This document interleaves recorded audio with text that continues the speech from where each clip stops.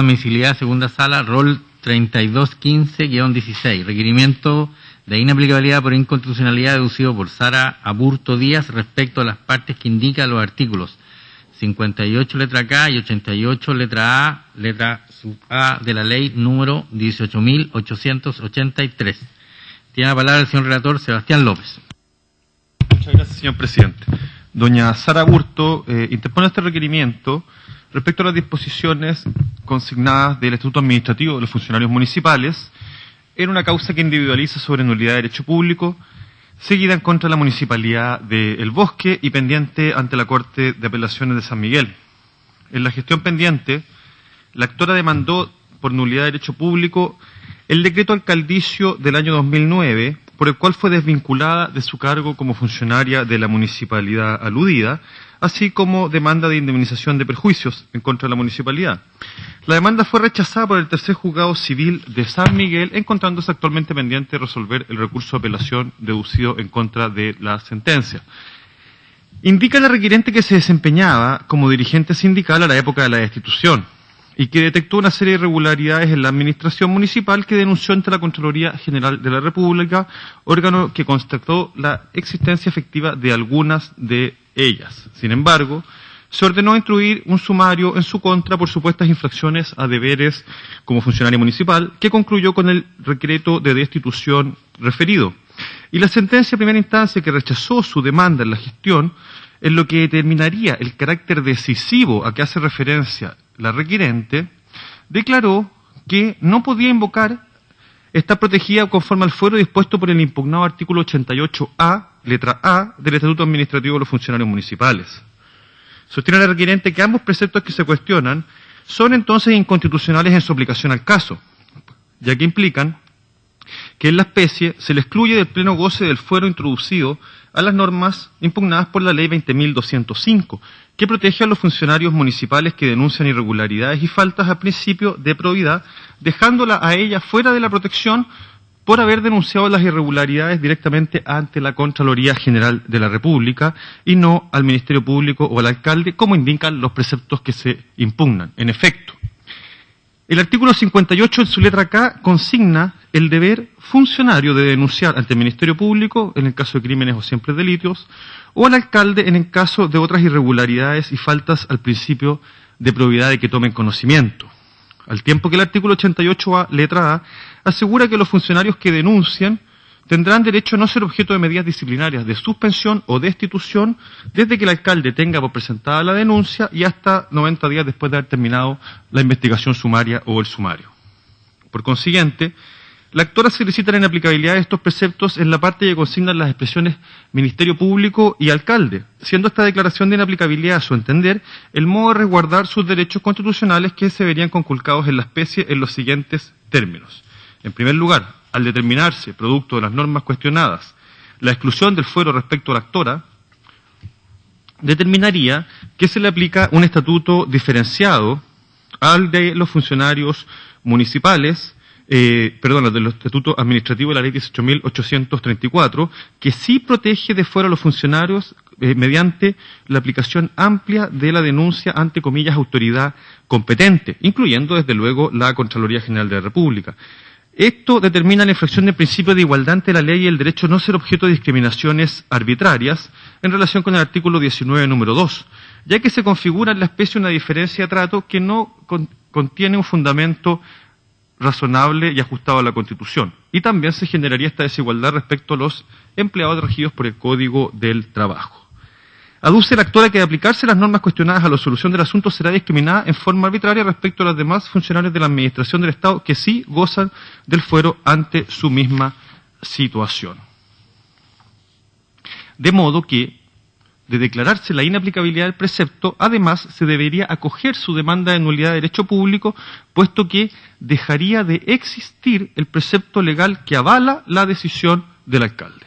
Asimismo pone que se vulnera el artículo 1, inciso 4 y 8º, inciso 1 de la Carta Fundamental de aplicarse las normas cuestionadas. alude al principio de servicialidad del Estado y a que los funcionarios públicos deben velar por el cumplimiento del principio de probidad administrativa en el ejercicio de su función pública. De ver que la ley contempla respecto de todo funcionario de la administración sin distinguir a los municipales respecto a los regidos por el estatuto administrativo. Sin embargo, en este caso sí se aplica esta discriminación respecto de la actora, que ha determinado que sea separada de su cargo, no obstante haber cumplido su deber de probidad y de denuncia de los hechos irregulares de que ha tomado conocimiento. La causa fue admitida a tramitación y la ilustre municipalidad de El Bosque se hizo parte y dentro de plazo evacúa su traslado instando por la inadmisibilidad del requerimiento. Estima el efecto que concurren las causales del artículo 84, números 5 y 6 de la Ley Orgánica Constitucional de esta magistratura. Expone previamente que la requiriente fue desvinculada por decreto alcaldicio previo sumario administrativo en que se constató la infracción de deberes funcionarios por parte de la funcionaria, resolución que fue impugnada por aquella tanto en sede administrativa, siendo incluso refrendada por la Contraloría General de la República en cuanto a su legalidad, y concluyendo el dictamen del órgano contralor, que no al haberse denunciado los hechos al Ministerio Público o bien al alcalde, no se encontraba amparada por la protección del artículo 88A, letra A, puesto que dicha norma no podría extenderse a situaciones no contempladas expresamente en ella.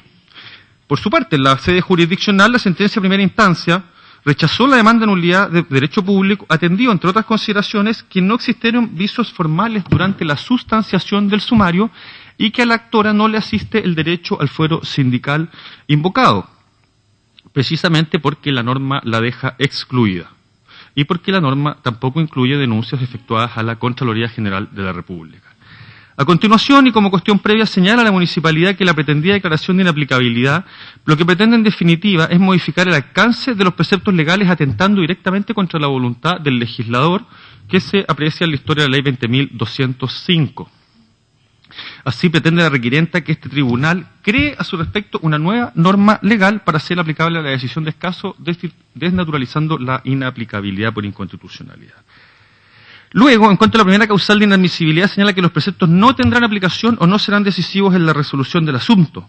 En la gestión sublite, en sede de apelación, la requiriente impugna en definitiva el mérito de las denuncias vertidas en el marco del sumario administrativo en su contra, así como defectos de procedimiento durante la tramitación del mismo sumario, fijando ahí la competencia de la Corte de Apelaciones en una controversia jurídica que no incluye planteamientos de la actora relativos a agravios producto de la aplicación o no de los preceptos impugnados de inaplicabilidad, y en consecuencia la Corte no emitirá pronunciamiento respecto del asunto del fuero. Agrega que aún en el evento de declararse inaplicables las normas, igualmente no tendrán incidencia en la gestión judicial, toda vez que no concurren los requisitos contemplados en la norma para que se verifique el fuero, ya que, entre otras consideraciones, los hechos no fueron denunciados oportunamente, ni tampoco fue la Contraloría el órgano que ordenó abrir el sumario administrativo en contra de la requirente. Y, en segundo lugar, se aduce por la Municipalidad del Bosque que el requerimiento carece de fundamento plausible, atendido que no explica en forma ajustada a los límites fijados por esta magistratura constitucional el modo suficiente como las normas impugnadas generarían en la aplicación al caso particular efectos inconstitucionales. Se señala que la infracción al 19 número 2 no se encuentra justificada, puesto que se funda en primer lugar en una crítica genérica y abstracta, y además pretende la configuración de hipótesis de igualdad entre estatutos jurídicos diferentes. Asimismo, el requerimiento carece de fundamento plausible, puesto que lo que se impugna en realidad es el mérito de los antecedentes que obraban en el sumario administrativo y lo resuelto como consecuencia de aquel. O sea, se impugna la resolución de la autoridad administrativa al tiempo que pretende en definitiva que este tribunal valide la interpretación que la requiriente estima debe darse a la norma, en circunstancias que la aplicación e interpretación del alcance de la ley son cuestiones de mera legalidad y de resorte de la justicia del fondo. Traídos los autos, con resolución de 27 de septiembre, la sala dispuso que las partes vinieran a alegar exclusivamente acerca de la admisibilidad del requerimiento y concluyó, presidente, señalando que se han anunciado en forma para alegar los abogados de las dos partes. Muy bien, muchas gracias. Por la requerente, entonces, alega hasta por 15 minutos el abogado Pedro Contreras Herrera. Tiene la palabra. Gracias, Vuestra Señoría Excelentísima. Y con su venia, vengo a alegar solicitando se declare la admisibilidad del presente requerimiento de inaplicabilidad. Pero antes de referirme a las objeciones de admisibilidad formuladas por la contraria, hago presente al Tribunal de su Señoría que la contraparte, en lo que denomina cuestión previa, sostiene que el Tribunal no debe pronunciarse respecto al fondo del requerimiento. Sin embargo, sus argumentaciones apuntan precisamente a discutir el fondo del requerimiento, asumiendo de esta manera que el conflicto es real, por lo que es de relevancia constitucional que su Señoría Excelentísima se pronuncie respecto de si existe justificación constitucional a la diferencia de trato que se impugna mediante el presente requerimiento de inaplicabilidad de autos. En primer lugar, la contraria reproduce textualmente una serie de pasajes de la historia fidedigna de la Ley 20.205, en los que, a su juicio, se encuentra la real intención de los órganos colegisladores para realizar la diferencia de trato que se objeta en el requerimiento, reprochándole a esta parte haberlos omitido. Sin perjuicio que, como adelanté, esta alegación debe hacerse cuando su Señoría Excelentísima conozca del fondo del requerimiento, cabe aclarar desde ya que la contraria reproduce exactamente los mismos pasajes y fragmentos señalados por el requerimiento deducido por esta parte, requerimiento que, por cierto, objeta, agregando solamente aquel pasaje en cuya virtud la señora Ministra Secretaria General de la Presidencia, señora Veloso, explicó que el proyecto se da en un contexto de una agenda más amplia de probidad, transparencia, modernización del Estado y de calidad de la política, la que, por lo demás, no se refería a la distinción respecto del fuero para funcionarios públicos regido por el Estatuto Administrativo General en relación o versus a aquellos funcionarios regidos por el Estatuto Administrativo Municipal, sino que constituía una respuesta a intervenciones de senadores sobre información pública y aplicación del fuero a funcionarios no regulados por el Estatuto Administrativo General, como por ejemplo aquellos funcionarios que estaban regidos por el Estatuto Laboral vía Código del Trabajo o aquellos que prestaban servicios en empresas del Estado. En segundo lugar, la contraria señala que su Señoría Excelentísima debe ser deferente con el legislador, ya que el legislador, en virtud de sus facultades, decidió excluir del fuero a los funcionarios municipales. Sin perjuicio que esta alegación también corresponde al fondo del requerimiento, esta parte sostiene que la garantía que debe respetar el legislador es precisamente la del artículo 19, número 2, inciso segundo de nuestra Carta Fundamental, la cual establece que ni la ley ni autoridad alguna podrán establecer diferencias arbitrarias. Si esta deferencia al legislador pudiera convalidar transgresiones a la Constitución, el legislador no podría ser sometido a ningún tipo de control constitucional, lo que reduciría la jurisdicción constitucional a una mínima expresión. En tercer lugar, la contraria señala que mediante el requerimiento se busca crear normativa. Naturalmente, el requerimiento solo se dirige a inaplicar los enunciados del artículo 58 y del artículo 88, letra A, del Estatuto Administrativo para los Funcionarios Municipales, conforme da cuenta el mismo requerimiento, en las partes que en él se señalan, los que excluyen, dichos preceptos legales, el fuero por denuncia a la requirente, respetándose entonces por completo la naturaleza de la acción de inaplicabilidad por inconstitucionalidad consagrada en el artículo 93 de nuestra Constitución. Y en cuarto lugar, en estas cuestiones previas, la contraria se realiza una pregunta. Y esta pregunta es, ¿qué hubiese ocurrido en el evento de aceptarse cualquier tipo de denuncia para obtener el fuero? Respondiéndose a sí misma que se generaría la situación caótica de que cualquier funcionario que no cumple sus obligaciones funcionarias podría escudarse denunciando. Vuestra Señoría Excelentísima, una cuestión básica de la acción de inaplicabilidad es que los efectos de inconstitucionalidad se analizan respecto de un caso concreto y no de una manera abstracta, por lo tanto, esta pregunta huelga. Y dicho lo anterior, paso a referirme a las causales de inadmisibilidad sostenidas por la contraria, las cuales son las contenidas en los numerales quinto y sexto del artículo 84 de la Ley Orgánica de este excelentísimo tribunal, las que desde luego pido que sean rechazadas fundado en los siguientes antecedentes. En primer lugar, respecto a que el precepto legal impugnado no ha de tener aplicación en la gestión pendiente o no resultará decisiva en la resolución del asunto conforme dispone el numeral quinto. La contraria expone tres argumentos. El primero, que la Corte de Apelaciones de San Miguel no tendría competencia para pronunciarse respecto al fuero por denuncia, ya que el recurso de apelación no le entregó competencia específica para ese supuesto. En segundo lugar, que tanto la nulidad de derecho público como el presente requerimiento se refieren a cuestiones de mérito que ya fueron resueltas por órganos competentes. Y, en tercer lugar, que aún en el evento de declararse inaplicables los preceptos legales impugnados, no tienen incidencia en la gestión pendiente.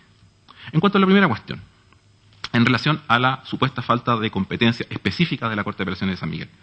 Vuestra Señoría Excelentísima, la Corte de San Miguel sí tiene competencia específica para conocer del asunto. Lo avala lo dicho en las páginas 13 y páginas 18 y siguientes del recurso de apelación, que por cierto fue acompañado al requerimiento de autos, y de su sola lectura basta para acreditar con toda claridad que el fuero sí es un asunto que se sometió a la competencia de la Corte de Apelaciones de San Miguel, pues precisamente la contravención al amparo de este fuero es lo que implica la destitución de la señora Aburto, y ello adolece del vicio de nulidad de derecho público reconocido por la excelentísima Corte Suprema como un vicio de violación de la ley de fondo aplicable. Y reafirma lo anterior el hecho que la propia contraparte, en la síntesis que hace del recurso de apelación interpuesto, reconoce de manera expresa que en dicho recurso de apelación se denunció como agravio la violación de ley de fondo aplicable. En segundo lugar, en relación a que el juicio de nulidad de derecho público y el presente requerimiento se refieren a cuestiones de mérito ya resueltas por los órganos competentes, en el requerimiento se solicita derechamente declarar inaplicables ciertos preceptos dadas su inconstitucionalidad a la gestión pendiente ante la justicia ordinaria. Es decir, no se solicita nada que vaya más allá de las competencias constitucionales de su señoría excelentísima. De la sola lectura del requerimiento aparece que esta parte no solicita pronunciamiento sobre el mérito del procedimiento administrativo mediante el cual se destituyó a la funcionaria señora Aburto, ni tampoco solicita pronunciamiento alguno sobre la legalidad de ese procedimiento.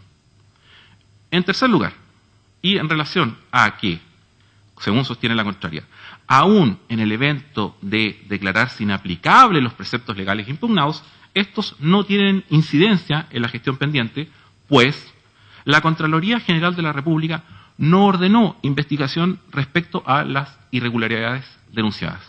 Y agrega, la contraria, sin la debida prontitud realizada por la señora Aburto en cuanto a esa denuncia. En primer lugar, cabe enfatizar que para otorgarse el fuero por denuncia de irregularidades administrativas, ningún estatuto exige que la Contraloría General de la República ordene instruir una investigación. Es más, el Estatuto Administrativo General y el Estatuto de los Funcionarios Municipales establecen expresamente que el denunciante tiene fuero ¿desde cuándo? Desde el momento que presenta la denuncia, sin más. Si la ley sujetara a que del resultado de la denuncia se instruyera una investigación o un sumario administrativo, la noción de protección frente a represalias sería letra muerta, pues conduciría a absurdos tales como que la denunciante carece de fuero pese a que la autoridad, estimando que sí existen irregularidades, solo ordena corregirlas y no instruye investigación alguna. En segundo lugar, la señora Aburto sí denunció las irregularidades, los hechos con la debida prontitud. Su conducta no reúne los requisitos copulativos que establece el dictamen 5.879 del año 2009, el cual emana de la Contraloría General de la República, para considerar que la denuncia no se hizo con la debida prontitud. El órgano contralor señala que no se denuncia con la debida prontitud ¿cuándo? En primer lugar, cuando los hechos se denuncian después de un largo tiempo de ocurridos y, en segundo lugar, se ha dejado transcurrir todo un proceso sumarial hasta que el mismo esté afinado y su resolución sancionatoria se encuentren ante la Contraloría General de la República. ¿Para qué? Para que ella haga el examen de legalidad de ese procedimiento. La señora Aburto presentó las denuncias tan pronto como tuvo conocimiento de las irregularidades. Y aun cuando se determinara que dichas irregularidades se venían cometiendo desde larga data de tiempo, como señala la contraria en su escrito, de 1 a 3 años, no podía exigírsele que denuncie lo que no conoce, cuestión que en cualquier caso corresponde determinarse al juez del fondo. Por otra parte, tampoco se dejó transcurrir todo un proceso sumarial hasta que él mismo y su resolución sancionatoria se encontraran en la Contraloría para su examen de legalidad. En efecto, la primera denuncia de la señora Aburto data de julio de 2008. La segunda denuncia de la señora Aburto data de junio de 2009. En tanto, la resolución que dispuso la destitución de la señora Aburto data de julio de 2009. Por lo que ambas denuncias evidentemente son anteriores a la fecha de la resolución que la destituyó. Y así no se satisface ninguna de las dos requisitos copulativos que establece el dictamen citado por la contraparte emanado de la Contraloría General de la República. En síntesis, conforme a lo expuesto, resulta evidente que la contraria yerra al señalar que de la gestión pendiente en que se promueve la cuestión de inaplicabilidad, aparece que el precepto legal impugnado no ha de tener aplicación o ella no resultará decisiva en la resolución del asunto. Muy por el contrario. Y para ir concluyendo, respecto a la segunda causal que se alega como fundamento para declarar la inadmisibilidad del presente requerimiento. Esto es que el requerimiento carece de fundamento plausible conforme dispone el numeral número 6 del artículo 84 de la ley orgánica de este excelentísimo tribunal. El requerimiento presentado por esta parte sí tiene fundamento plausible, pues en él se han desarrollado de forma circunstanciada los hechos y los fundamentos en que se apoya. Se ha señalado el precepto legal impugnado y cómo se produce la infracción constitucional que se alega en autos. En efecto, veamos, en la página primera a la 16 del requerimiento se contiene una síntesis introductoria, luego se tiene una relación circunstanciada de los antecedentes de hecho, se señala la gestión pendiente ante la justicia ordinaria, se señala lo que se busca con la acción incoada de nulidad de derecho público y con la acción de indemnización de perjuicios que se interpusieron. Se indica el considerando específico de la sentencia dictada por el Tribunal de Primera Instancia, contra la cual se apeló precisamente por desconocerse el fuero a la requirente. Y eso es precisamente lo que da inicio a la gestión judicial que se encuentra pendiente. Además, se explicitan claramente los preceptos legales impugnados mediante el requerimiento. ¿Cuáles son? Aquellos que tienen por efecto excluir a la requirente del fuero por denuncia de irregularidad administrativa. Luego, el requerimiento desde la página 21 a la 45 argumenta claramente respecto a cómo los preceptos impugnados generan efectos inconstitucionales por vulneración de preceptos constitucionales concretos. Los defectos de la síntesis que la contraria hace del requerimiento no pueden imputarse a esta parte. Y en tal sentido, cabe precisar que la invocación del considerando séptimo de la sentencia ROL 1947, dictada por este excelentísimo tribunal, que hace la contraparte para precisamente negarle plausibilidad a este requerimiento, no corresponde. ¿Por qué? Pues que este requerimiento desarrolla de forma circunstanciada los hechos y los fundamentos en que se apoya el precepto legal impugnado y cómo se produce la infracción constitucional que se alega en autos, cumpliendo a cabalidad con las exigencias de plausibilidad y de fundamento razonable contenidos en la ley orgánica de este excelentísimo tribunal y en nuestra Carta Fundamental.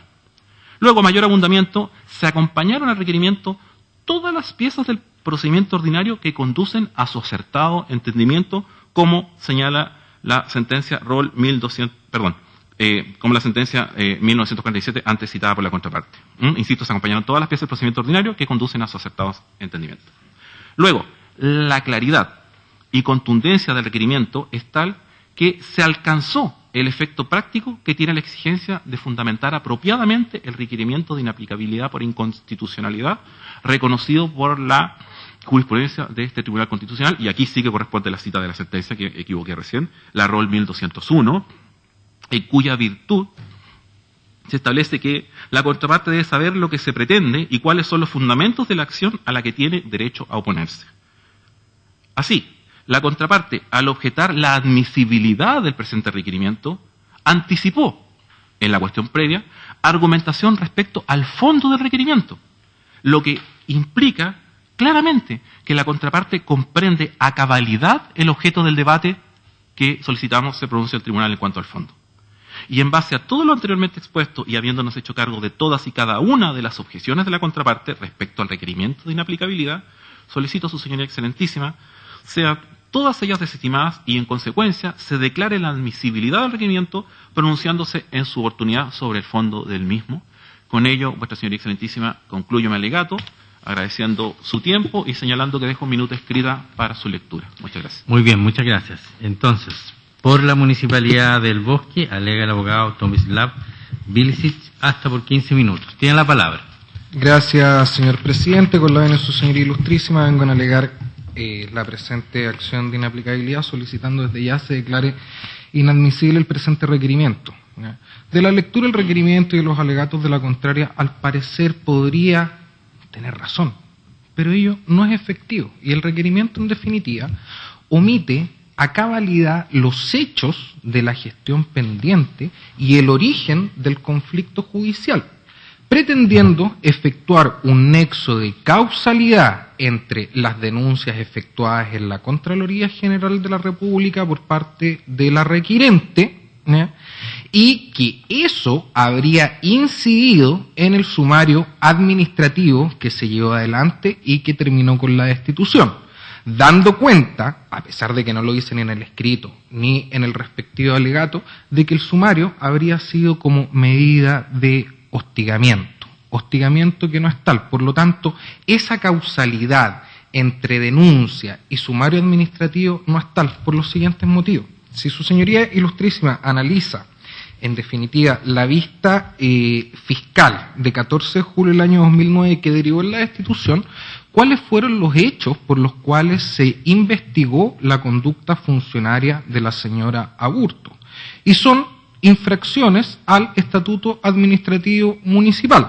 Primero, haber infringido sus obligaciones funcionarias al no desempeñar personalmente las funciones del cargo. Se constató en el sumario administrativo que la señora Aburto, a lo menos, no asistía a las dependencias municipales desde mayo del año 2008. Es decir, se estableció que la señora no prestaba funciones, y si revisamos los respectivos descargos, la misma requirente señala de que efectivamente no prestaba labores, sino que paseaba por los pasillos de la municipalidad.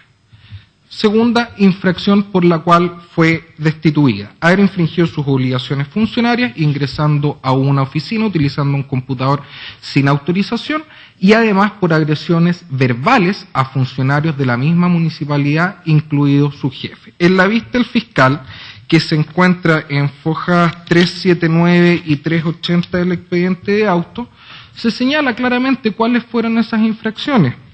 Cito textual: ¿qué problema tienes tú con que yo me meta al computador? ¿O tienes miedo que vea tus arreglines? Yo entro a la oficina que quiero, hueón, ladrón, sinvergüenza, coimero, te queda poco. Al funcionario señor Ceroni. Al funcionario señor Ortiz: no voy a entregarle los uniformes a un ladrón. A la señora Galás: eres una zapa sinvergüenza y te queda poco. Tercer cargo: haber infringido sus obligaciones funcionarias al no obedecer órdenes de sus superiores jerárquicos. En ese sentido, incluso se constató en el sumario que mintió respecto de realizaciones de una serie de actividades que supuestamente no se iban a desarrollar. Incumplimiento de orden. Y finalmente, por no haber dado cuenta el destino de 3 uniformes, lo cual trajo un perjuicio fiscal para la municipalidad de aproximadamente 194.000 pesos. En los descargos, en definitiva, no hizo ninguna objeción de fondo, simplemente hizo observaciones, por lo tanto se defendió.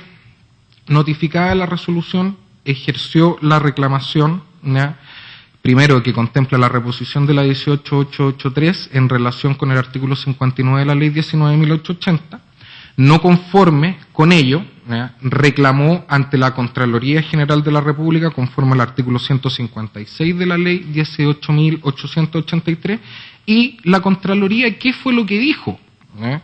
Que el procedimiento disciplinario en comento se realizaron todas las diligencias tendientes a establecer la veracidad y existencia de los hechos, y se procuraron todas las instancias a fin de asegurar una adecuada defensa, y cita las fojas respectivas.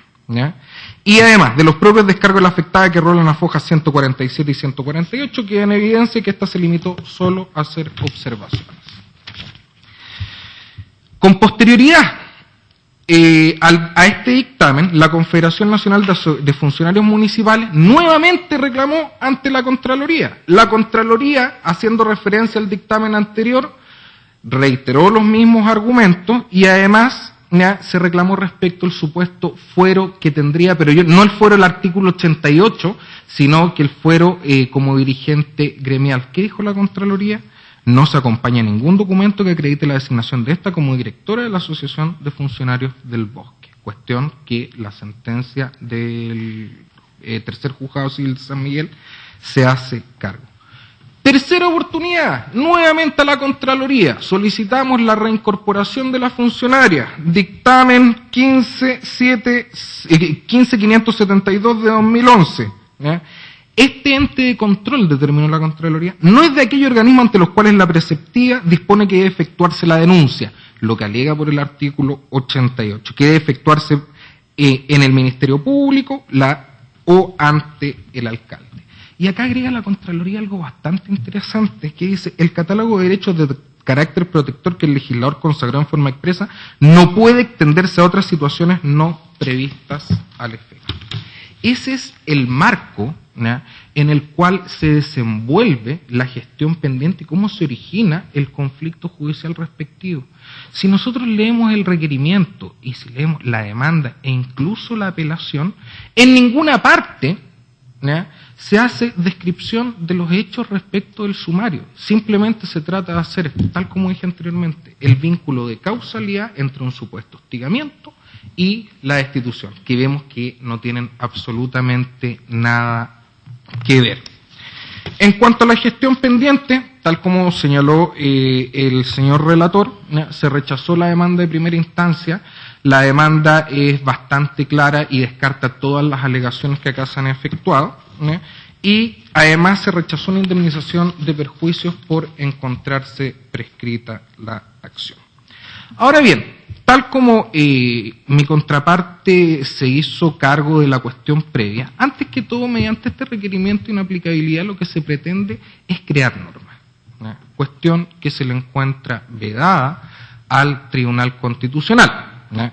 Desde esa perspectiva, si nos vamos al aspecto clásico, ¿no?, Kelsen planteaba de que los tribunales constitucionales son legisladores negativos. Comparto absolutamente con eso. La doctrina ha evolucionado y más que un legislador negativo es un intérprete constitucional. Pero al declararse inaplicable la norma, en definitiva, si bien se expulsa el ordenamiento jurídico para la gestión pendiente, ello no obsta a que el sentido y alcance de la norma, ¿no?, en definitiva crea una nueva disposición. La contraria ha hecho referencia a que nosotros reconocemos de que dentro de la discusión legislativa, ¿no?, se discutió respecto de las denuncias ante la Contraloría General de la República, ¿no?, y habla de los órganos colegisladores. El único que discutió al respecto fue el senador Ávila. E incluso, ¿no?, en la Comisión de Gobierno del Senado, con fecha 8 de mayo del año 2007, legislatura 355, se discutió una indicación que efectuó el senador Ávila para incorporar como órgano competente a la Contraloría. Esa indicación fue rechazada por unanimidad 4-0. Por lo tanto, ¿es la historia fidedigna de la ley? ¿Es que los órganos colegisladores estaban de acuerdo en incorporar la respectiva norma? Eso depende en definitiva del Poder Ejecutivo. Y efectivamente, la ministra secretario general de Gobierno en su oportunidad dijo: mira, esto se encuentra dentro de una política, ¿no?, a desarrollar. Por eso, de incluirse a la Contraloría General de la República o a otros órganos o a otros funcionarios no regidos por la 18834 y por la 18883, se desnaturaliza la matriz del respectivo proyecto.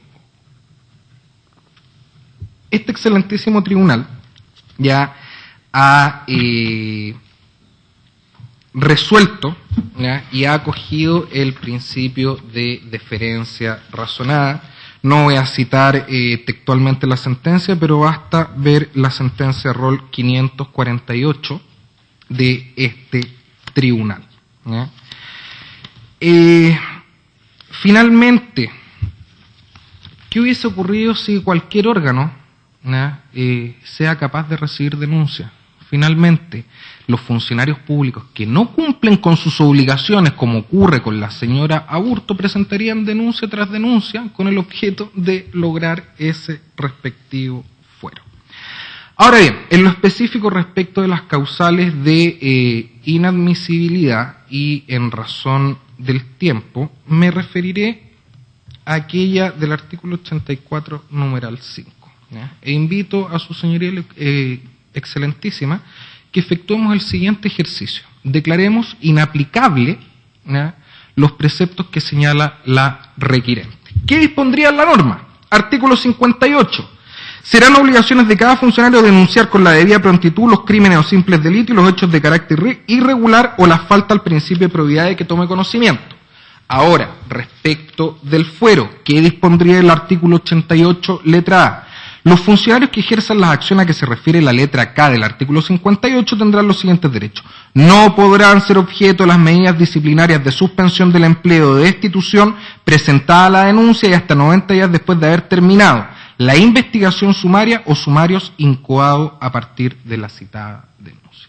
Acá hay lugares comunes. Primero, efectivamente, no se ha controvertido que la funcionaria efectúe denuncias ante la Contraloría General de la República. La Contraloría General de la República acogió algunas de esas denuncias, ¿ya?, y otras las rechazó y simplemente exhortó y obligó a la Municipalidad del Bosque, ¿ya?, a enmendar el rumbo y decirle ajústese conforme a derecho en mérito de estas observaciones, ¿ya? Pero no ordenó ningún tipo de sumario, no se instruyó al alcalde a instruir sumario. Tampoco la misma Contraloría, en virtud de sus facultades de la Ley 10.336, efectuó sumario alguno o investigación en la ilustre Municipalidad del Bosque. De allí que, primero, no tenemos sumarios, no se cumple el requisito sine qua non de la norma. Artículo 58, letra K, establece la debida prontitud. ¿Fue debida la prontitud en efectuar la denuncia? ¿Ya? Basta que su señoría vea el expediente, ¿ya?, y está la denuncia, las dos denuncias efectuadas por la funcionaria ante la Contraloría, y esas denuncias fueron anteriores, ¿ya?, por situaciones que ocurrieron entre 1 y 3 años antes. Por lo tanto, estamos hablando de prontitud, primer requisito no se cumple, por lo tanto no tiene fuero. Y en el segundo aspecto nos vamos a encontrar con el artículo 88, letra A. La parte contraria dice de que basta efectuar la denuncia, ello no es efectivo, y omite señalar la parte final de la norma, que señala hasta 90 días después de haber terminado la investigación sumario incoados a partir de la citada denuncia. ¿Se incoó algún sumario? No hay ningún sumario respecto de las irregularidades. Por lo tanto, si la norma se declara inaplicable, igualmente no podrá ser aplicada, igualmente no tendrá ningún efecto en la gestión pendiente. Un segundo argumento, y que ya es de mera legalidad y que corresponde al juez del fondo y que se omite, es que además de lo señalado anteriormente hay una carencia de resultados prácticos. ¿Qué es lo que busca la funcionaria? Que se le pague, ¿ya?, todo el tiempo que no estuvo en el año 2009 y además que se le reincorpore, ¿ya?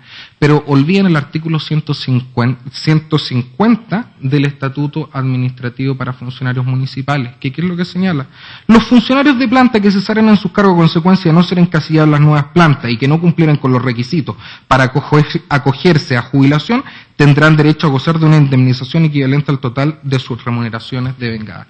Es decir, no será posible reincorporar a la respectiva funcionaria, ¿ya?